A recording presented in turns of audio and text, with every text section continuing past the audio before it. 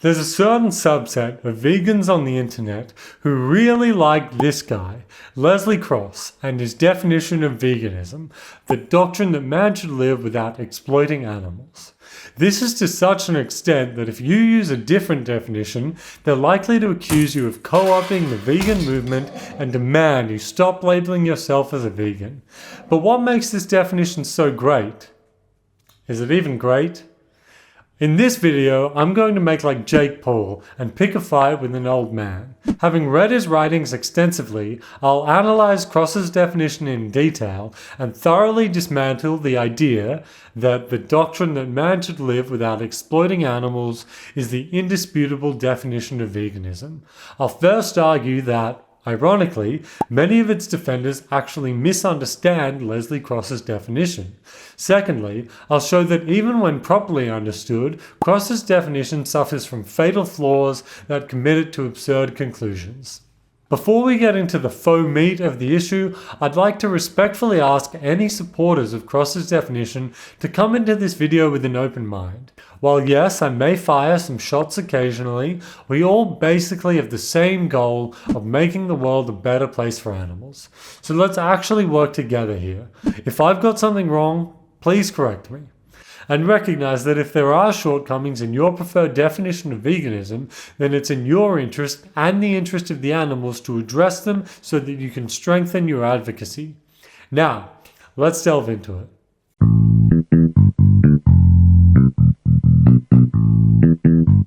In his 1951 essay, Veganism Defined, Cross presents his definition. Veganism is the doctrine that man should live without exploiting animals. At face value, my immediate issue with this definition is that the meaning of exploitation is not clear. Without this information, I can't know whether I endorse it or not. I've since investigated Cross's original writings and believe I have a full understanding of it now. But before getting into that, let's see what supporters of Cross's definition have to say with regard to defining exploitation. Take a look at this graphic by Little Vegan Artist. Here they say veganism equals end animal use, and they actually misquote Cross, saying veganism is the principle, instead of doctrine, that humanity should live without exploiting animals, and they say exploiting means using. Or check out this quote from David C. Arenas. He says, veganism is not about suffering or consent. Animals cannot give informed consent. All animal use is exploitation, and veganism is the rejection of all animal exploitation. If you believe veganism is about use without consent, stop misinforming. That's not veganism. There's no buts or ifs. All animal exploitation should be rejected. So from these sources, it seems quite clear that Crossites are of the opinion that by exploitation, Leslie Cross was referring to any and all animal use. And what does animal use entail? Obviously practices such as eating them or going to circuses, etc. But Crossites include even extremely trivial acts like using a feather off the ground. Here in this graphic by Little Vegan Artist, they say, be it a feather lying on the ground, animals are not here to serve you. Now this is already puzzling, considering that a feather is not an animal, so they failed to remain consistent with their own analysis of Cross's definition, which, as we'll get into, may not even be accurate. And on this note, for a group that is so dogmatic that they go around telling other vegans who don't like this definition that they're not real vegans, it sure would be ironic if they were misunderstanding Cross's definition. Well, I've trawled through Cross's writings and I've come across some clarification. In one of his essays titled In Search of Veganism, Cross defines exploitation in his own words. He says, exploitation is the act of using for selfish purposes. Additionally, as this will be important later, he also defines animals as sentient animate creatures other than man. Now, this is a somewhat unusual definition, as animal is typically understood to encompass all beings classed under kingdom Animalia and no others. But I think the fact that he defined animals this way actually improves his definition. When I say animals going forward in this video, that will just be shorthand for non-human sentient beings. So based on these definitions, we can deduce that for Cross, veganism is the doctrine that man should live without using non-human sentient beings for selfish purposes. Although, unfortunately, since there is more than one way to understand the phrase selfish purposes, this merely introduces a new layer of ambiguity, and the definition remains unclear until that term is defined. Now, I know it may seem like I am just being needlessly pedantic, but consider that the point of a definition is to provide clarity to the meaning of a word. If the definition itself lacks clarity, then it is unable to achieve this goal. So what is meant by selfish purposes? Frustratingly, Cross never explicitly defined the term, and without this information, Cross's definition just lacks the necessary clarity to even function as a definition of veganism. However, there may be a way to determine what Cross means by selfish purposes, even if he hasn't explicitly defined it. To start with, it's not as if selfish purposes is a totally unclear term that could mean just about anything. There's really only two options for the meaning of the term. So if tomorrow we uncovered a missing document from Cross that defined using for selfish purposes, it would likely say one of two things. Either actions that use an animal in a way that is primarily motivated by personal benefit rather than by consideration for what benefits the animal, even if no harm occurs to the animal, or actions that provide personal benefit at the expense of the animal, where the animal is harmed or negatively affected in some way. Now that we've narrowed down our options, we can see if Cross has left any clues in his writing as to what he means by selfish purposes, and indeed, in the aforementioned essay, In Search of Veganism, Cross does at one point refer to man's use of animals, characterizing it as a habit of acting as a parasite upon living creatures who cannot successfully resist his will. Based on this quote, it seems clear that the second definition aligns more closely with Cross's view. This is because Cross uses the term parasite, which strongly suggests a relationship where one party benefits at the expense of another who are harmed. This framing indicates that Cross likely defines selfish purposes the second way as actions that provide personal benefit at the expense of the animal, where the animal is harmed or negatively affected in some way. This understanding of selfish purposes would then disambiguate Cross's definition into veganism is the doctrine that man should live without using non-human sentient beings for personal benefit at their expense. I don't know why he didn't just say that. It would have been a lot clearer. Yet this clarity doesn't mean the definition is without flaw. In fact, it contains several severe issues which I will soon delve into. But first, we need to address that despite the case I've made that this is what Leslie Cross's definition of veganism means, it remains a fact that some of its advocates disagree with me. They favor the first interpretation of selfish purposes, and this would give us a different understanding of the definition. Veganism is the doctrine that man should live without using non-human sentient beings for personal benefit without their consideration. These supporters of Cross's definition want to say that regardless of what impact our consumer choices have, whether or not they are at the expense of an animal, it is never considered vegan to use animals for personal benefit. For example, this exchange, where Lushy says that using cows, even in the example where it's not at their expense, is not vegan. So despite me having argued against this understanding of Cross's definition of veganism, I'll take the time to critique both interpretations. But before doing so, I want to address that, as I showed previously, Cross's most prominent supporters tend to claim that any use of animals is categorically non-vegan. They're entitled to hold that opinion if they like, but let's be clear. This is not how Cross defined veganism. So they fail to understand the definition they claim to support. Cross explicitly defined exploitation as selfish use, not as any use whatsoever, and he didn't put that adjective in his definition for no reason. If you think all animal use is inherently non-vegan, then you're not adhering to Cross's definition. Similarly, Crossites misunderstand the use of the word animals in Cross's definition of veganism. For example, have a look at this other graphic by Little Vegan Artist, which depicts an oyster. But as mentioned, Cross defines animals non-standardly as sentient animate creatures other than man. So since oysters are not sentient, Cross's definition says nothing about oysters and does not stand in opposition to their use. The irony here is truly staggering. These individuals often criticize others so harshly for not using Cross's definition, yet they themselves don't follow it.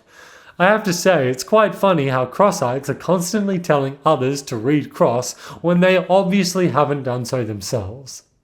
In any case, this any use definition will still suffer from the critiques I am about to go into.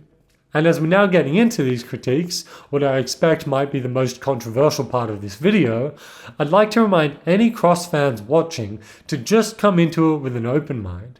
Maybe I'm wrong, in which case you can let me know why, but I urge you to at least accept the possibility that I could be right.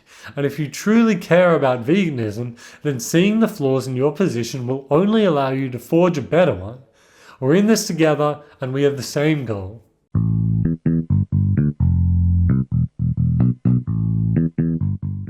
Let's now examine the practical entailments of Cross's definition. Specifically, if you define veganism as Cross does, how will this affect the way you live your life? To answer this, we need a criterion for determining what actions are considered vegan, meaning acceptable for a vegan to partake in.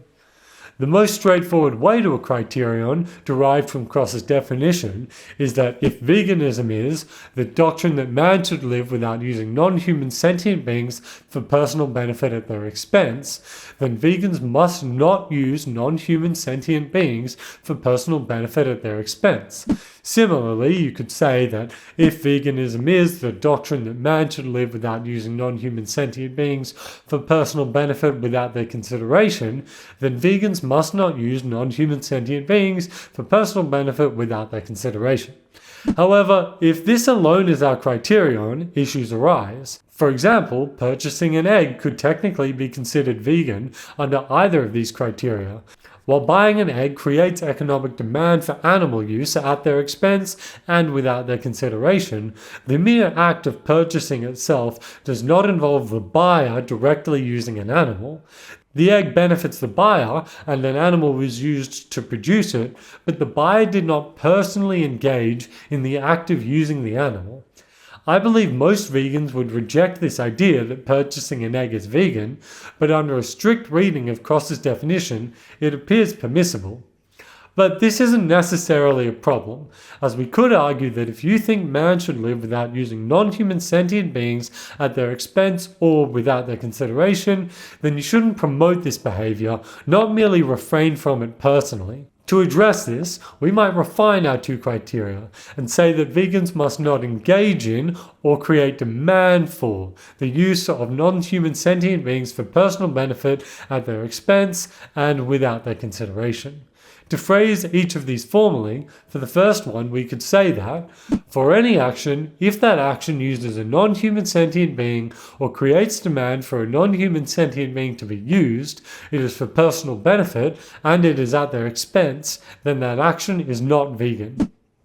For the second, we could similarly say, for any action, if that action uses a non-human sentient being or creates demand for a non-human sentient being to be used, it is for personal benefit, and it is without their consideration, then that action is not vegan.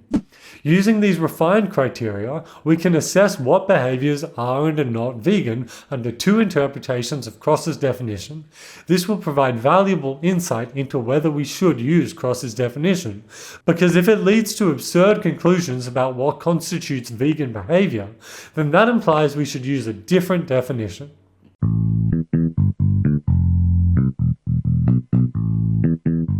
So let's now address the definition entailed by taking the position that selfish purposes just refers to use without the animal's consideration. Once again, this is not the definition that I believe most accurately represents Cross's view, but I want to leave no stone unturned.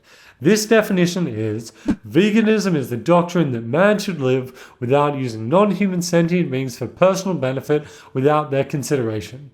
And the criterion for determining what is and isn't vegan would be, for any action, if that action uses a non-human sentient being or creates demand for a non-human sentient being to be used, and it is for personal benefit without their consideration, then that action is not vegan.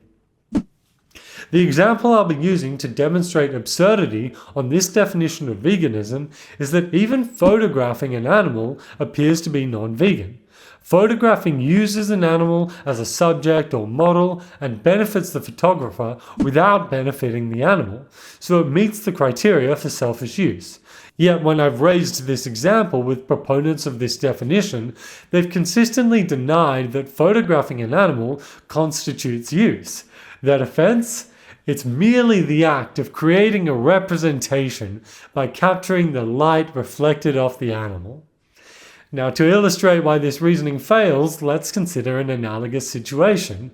Suppose I were a photographer who approached you on the street and said, "Hey mate, I really like your outfit. I'm taking some photos. Could I use you as a model?" Would you really respond, "Oh no, it's actually impossible for you to use me as a model. You can only capture the light reflected off my body"? Of course not. Under any standard conception of use, including my own, photographing someone clearly counts. And if it qualifies as use in the case of a person, why wouldn't the same logic apply to an animal?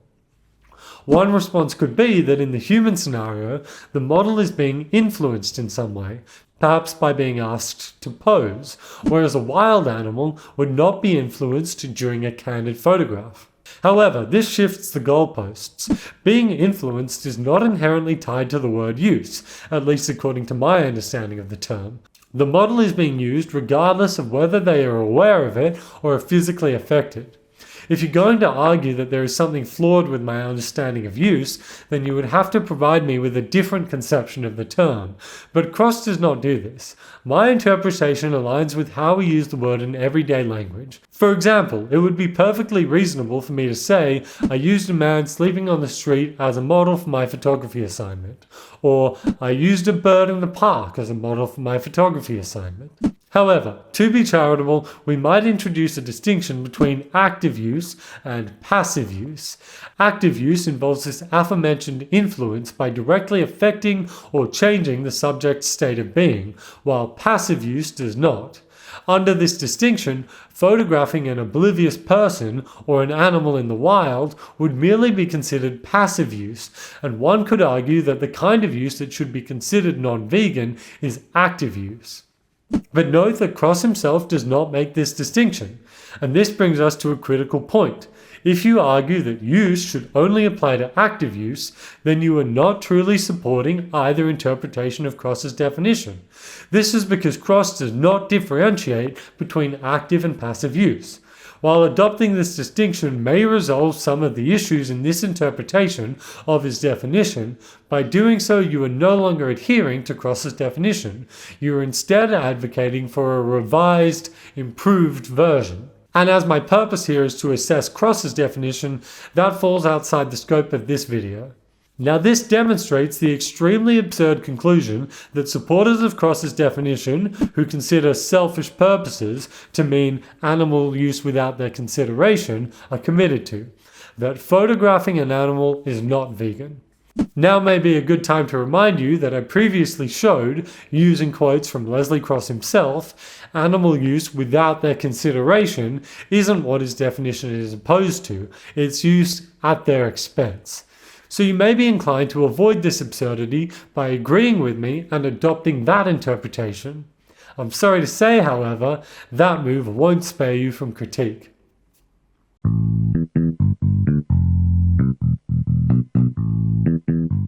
So now that the consideration interpretation has been humanely slaughtered, we can discuss my preferred understanding of Cross's definition of veganism.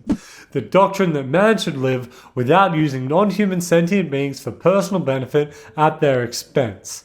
In doing so, our criterion for determining what is and isn't vegan will be, for any action, if that action uses a non-human sentient being or creates demand for a non-human sentient being to be used, it is for personal benefit and it is at their expense, then that action is not vegan. Although please note that all these criticisms additionally apply to the previous definition we just discussed.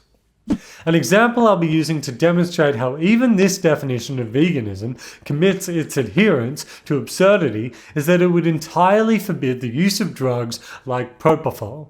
Propofol is a drug used to render people unconscious during surgery, which contains a very small amount of egg lecithin. It is not the only drug that can have this effect, but for the sake of the argument, let's stipulate that it is.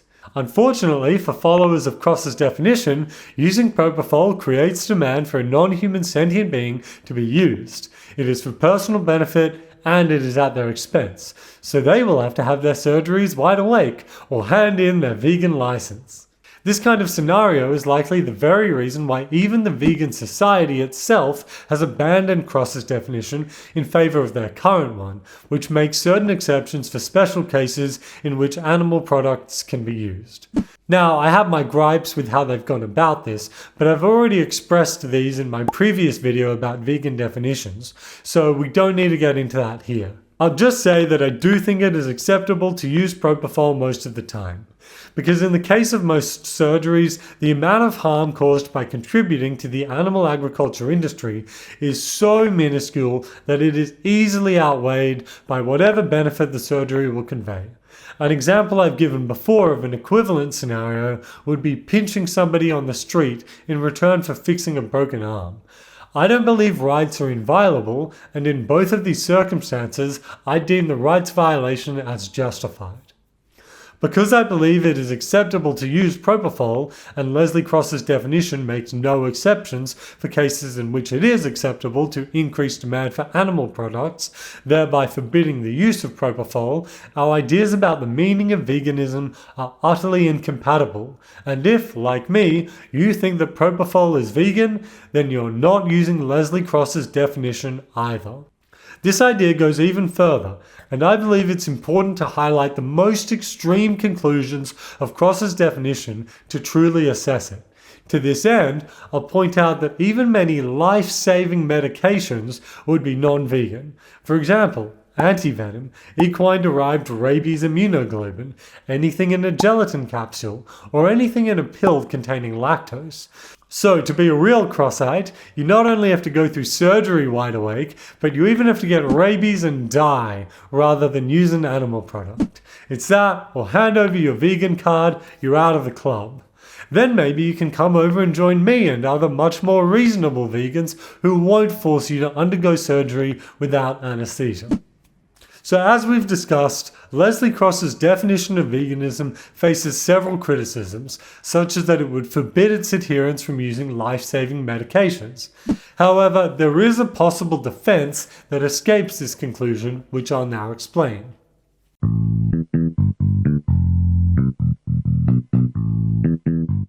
To begin with, one way to interpret Cross's definition is to view it as establishing a rule rather than a strict criterion.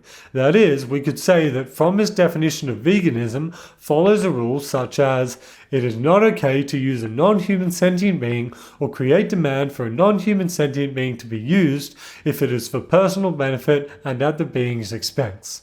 Now we can say that, while yes, strictly adhering to this rule would lead to certain absurd conclusions, different people have different ways of interpreting and applying moral rules. Without getting too deep into the philosophical jargon, this largely depends on a person's normative ethics, their framework for determining what is right and wrong. Take, for example, a deontologist, someone who believes in following moral rules regardless of the consequences. If they became vegan and accepted Cross's definition, they would have to conclude that using anti-venom is wrong because it involves using a non-human sentient being for personal benefit at their expense, even if refusing it meant death. This is because, in deontology, moral rules are absolute. Lying is always wrong, stealing is always wrong, and if you follow Leslie Cross, then using animals for personal benefit at their expense is always wrong, no matter the consequences. However, there are of course other ethical frameworks. Threshold deontology, for example, also values moral rules but allows for exceptions in extreme cases. A threshold deontologist might follow the exact same rule, but they would argue that if breaking it would lead to an overwhelmingly better outcome, such as preventing extreme suffering or death, and not just a slightly higher utility gain, it would be justified. Therefore, if someone were a vegan threshold deontologist and accepted Cross's definition, they wouldn't necessarily conclude that taking medicine or using anesthesia is always wrong. Depending on where their threshold is, they could argue that the overwhelming benefits of pain relief and survival in medical contexts justify a temporary exception to the rule. This, then, is a way to defend Cross's definition. It does not necessarily demand extreme conclusions if one's ethical framework allows for exceptions in dire situations. So to summarize, a regular deontologist would have to follow the criterion discussed before, which would commit them to refusing life-saving medication for any action if that action uses a non-human sentient being or creates demand for a non-human sentient being to be used, it is for personal benefit and it is at their expense, then that action is not vegan. But a threshold deontologist could follow a much more reasonable criterion. For any action, if that action uses a non-human sentient being or creates demand for a non-human sentient being to be used, it is for personal benefit, it is at their expense, and it is not the case that the benefit of the action is so much greater than the expense such that it would cross a threshold rendering it justified, then that action is not vegan. This escapes the absurd conclusions of the previous criterion and shows that, depending on your normative ethics, Leslie Cross's definition of veganism does not necessarily forbid the use of anesthesia or life-saving medication. But even if you are a threshold deontologist and want to hold on to Cross's definition using this new criterion, you'll still fall victim to the next criticisms I'll go into.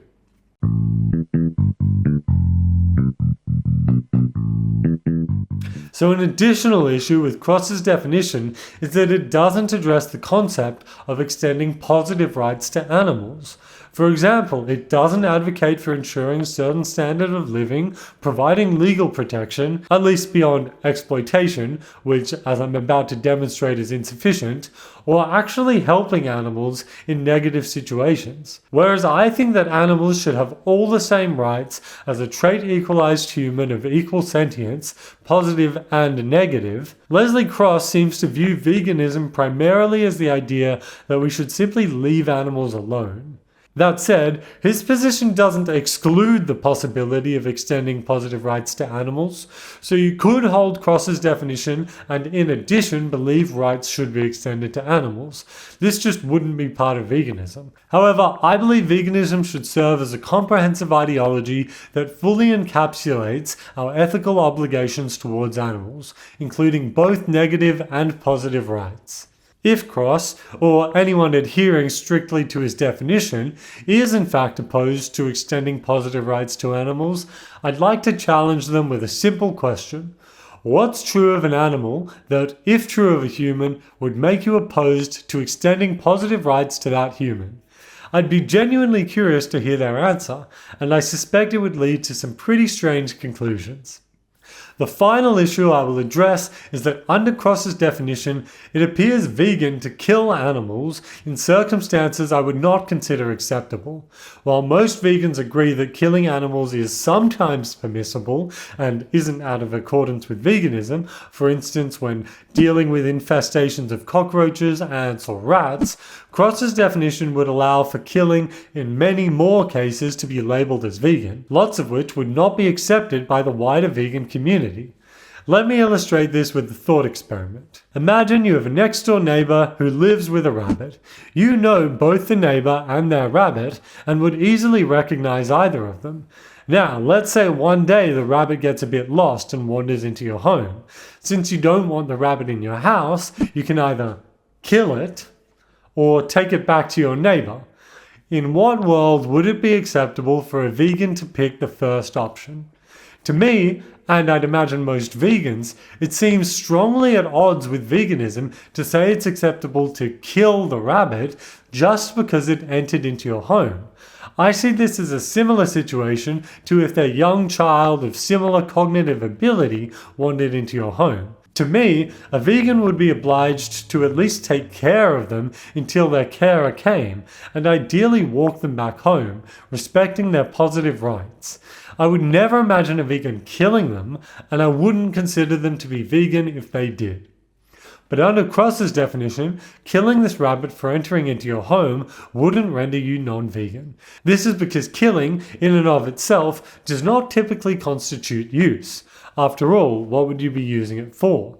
When killing is linked to use, it's generally in cases like hunting, when you're using the animal for entertainment, fashion, when you're using it for clothing, or eating, when you're using it for food. Cross's definition says nothing about how we should deal with the animal in this situation. We could just leave them be to wander off into traffic and call ourselves vegan under Cross's definition, but who would genuinely consider that the vegan thing to do? Advocates of Cross's definition may now want to argue that killing is use. Well, that seems very strange to me because I thought a supposed advantage of Cross's definition was that it isn't susceptible to anti-vegan crop deaths arguments, for the very reason that we're not using the aphids, slugs, and feral hogs that we intentionally kill to protect our crops.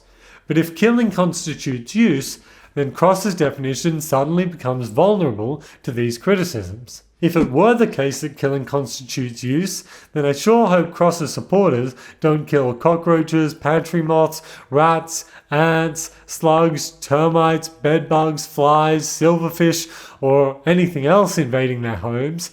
In addition, they'd better become breatharians because it wouldn't be vegan to use the pests trying to feed on their crops by killing them. So despite forbidding perfectly acceptable practices like using propofol or taking antivenom, Cross's definition allows its adherents to kill animals for no good reason while calling themselves vegan. Seems legit.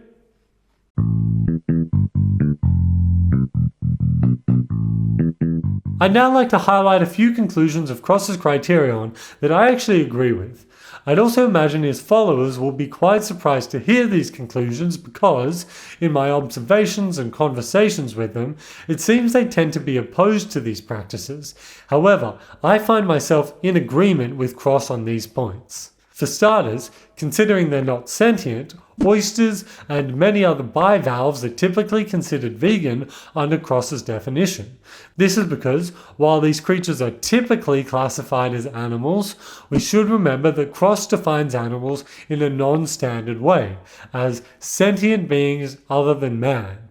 Therefore, since they're not sentient, then they do not fall under Cross's definition of animals and, consequently, are not afforded protection.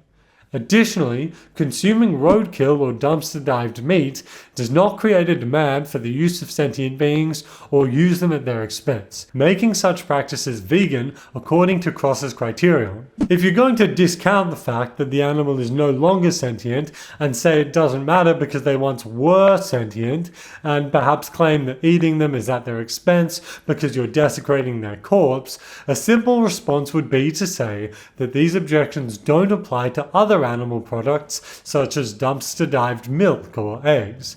But I don't put too much stock in these ideas anyway. I still consider roadkill and dumpster-dived meat to be vegan. Again, these are all things that I consider good about Cross's definition. I personally feel that if an animal is not being negatively impacted in any way, then there is no ethical issue with using their products. It's not the dietary consumption of animal products that I consider wrong, but rather the harmful effect on the animals. So Cross and I actually see eye to eye here. I just wanted to bring these conclusions to light, to highlight some positive aspects, and also because my impression of his followers from what I see online is that they may not be aware of them.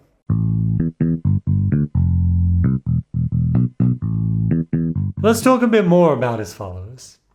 Cross was a pioneer in his time, and while we should always remember the contributions he made to veganism, his era has passed. It's so perplexing to me that his followers struggle to accept that after nearly 75 years, the vegan movement has evolved to the point where we can identify flaws in Cross's definition and propose superior alternatives. They insist that it is somehow the correct definition, and if you use a different definition, then you're co-opting the vegan movement and should stop calling yourself a vegan. This is what they've said to me. I think the question remains, why do you feel entitled to redefine a movement that you did not create? The ego involved in your position is remarkable. What is very unclear? I am not going to debate bro with you. I just respect the history and meaning of veganism. Veganism just have one definition, the doctrine that humans must live without exploiting animals. A carefully thought out definition created by the founders of veganism. If you don't agree, stop saying you are a vegan. Veganism is not what you want it to be. Its definition and purpose should be respected. Anyone who disagrees with Leslie J. Cross's definition should stop saying they are vegan. Of course, the ultimate irony has already been demonstrated in that these people actually do not follow Leslie Cross's definition because they fail to understand it. So all these criticisms they make of people who don't follow Cross's definition should actually apply to themselves. But to address their points, by what metric is it supposed to be correct? Notice how in these comments they haven't actually put forth a single argument in favor of Cross's definition. Instead, they've merely insisted that it is the only valid definition of veganism. And this seems to be a common pattern amongst Crossites. It's actually rare for them to provide reasons for their views.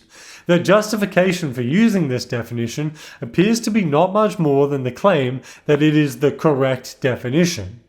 And I just don't know what they mean by that. I could make some guesses, but I would need one of them to tell me to be sure before I can respond to the claim. And note that I've tried to calmly broach this topic with Crossites many times, but these attempts have all been rejected. In my opinion, when arguing for or against the use of a definition, the best approach would be to make the kind of arguments I've made in this video. You can demonstrate how other positions are unclear, don't accurately reflect how the word is commonly used, or lead to strange conclusions. Then, if people want to avoid these issues, they should use a different definition. If you want to argue in favor of a definition, you can show how it resolves these issues faced by other options.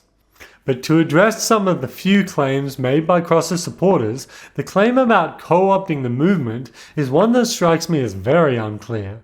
Veganism as a movement is comprised of people from many walks of life who define it in different ways. There is not one consistent definition across the board.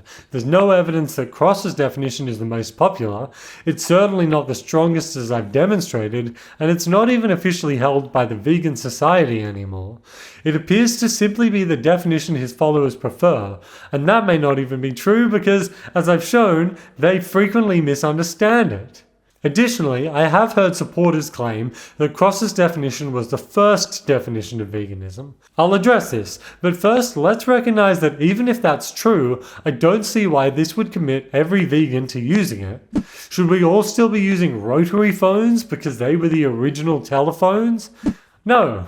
I believe when it comes to defining veganism, we should use whatever definition gives us the strongest position while accurately reflecting our beliefs. Doing this would likely require changing the definition over time, as we're unlikely to get it right the first go. But now let's address if it's even true that Cross's definition is the original definition of veganism. In fact, it seems to be a false claim. While it was the first definition officially adopted by the Vegan Society, Cross's definition is not the first definition of veganism itself. A definition is merely a statement that establishes the meaning of a word. So in this case, veganism was first defined in 1945 by Donald Watson, who coined the term as the practice of living on fruits, nuts, vegetables, grains, and other wholesome non-animal products. Therefore, if proponents of Cross's definition are so hell-bent on adhering to the original definition, then they shouldn't even be using Cross's definition. They should instead be defining veganism as Donald Watson originally did.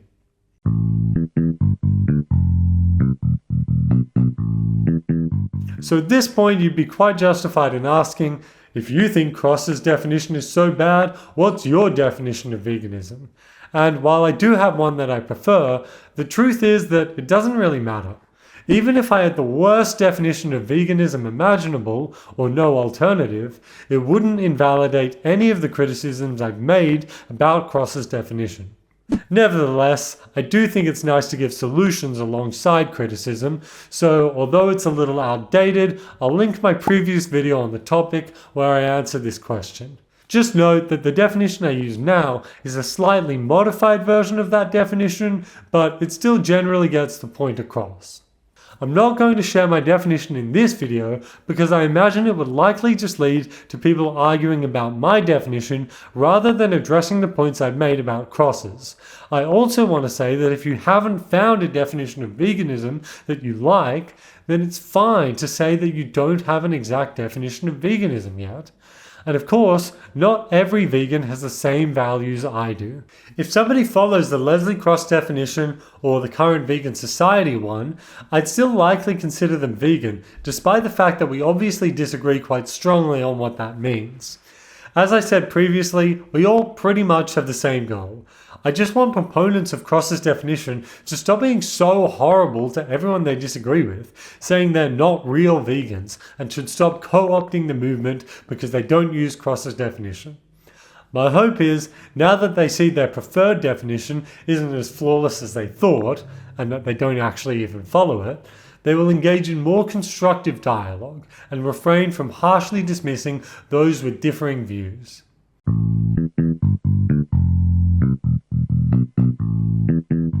So that concludes this video. In summary, Leslie Cross is an important historical figure in the vegan movement, but his definition of veganism is significantly flawed. Under certain interpretations, it would commit vegans to not even photograph animals, and under other interpretations, it would not allow for the use of anesthesia or even life-saving medication. This is likely why it's no longer used by the Vegan Society. It also fails to deliver positive rights to animals and allows animals to be killed in non-exploitative ways. Proponents of his definition seem to be unaware of these flaws and often are even unaware of what the definition means when disambiguated, yet this hasn't stopped them from attacking those who decide not to use it. They also assert false or unclear claims in support of Cross's definition and only seem interested in shutting down discussion, not engaging in productive discourse. Perhaps this will start to change as a result of this video. As I've said before, I don't engage in text debates. Please feel free to leave comments and I'll do my best to respond, but if you'd like to have an extended discussion about this topic, then your best avenue is to send me a message via Discord at MehtaEthics.